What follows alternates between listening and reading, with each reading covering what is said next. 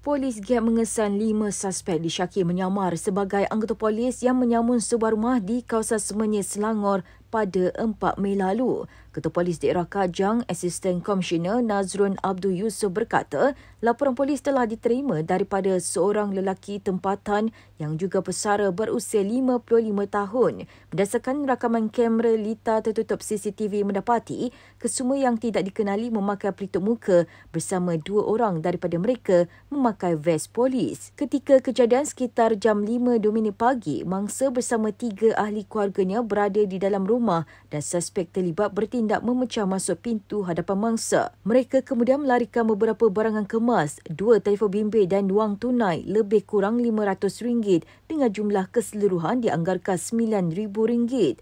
Jelasnya, kes disiasat mengikut Seksyen 395 Kanun Kesesaan kerana merompas secara berkumpulan dan Seksyen 170 Kanun Kesesaan kerana menyamar sebagai anggota polis. Sehingga itu, beliau menyeru orang ramai yang mempunyai maklumat diminta menghubungi Balai Polis Berdekatan atau Pegawai Penyiasat Kes Inspektor Ghazali Zulkifli di talian yang tertera.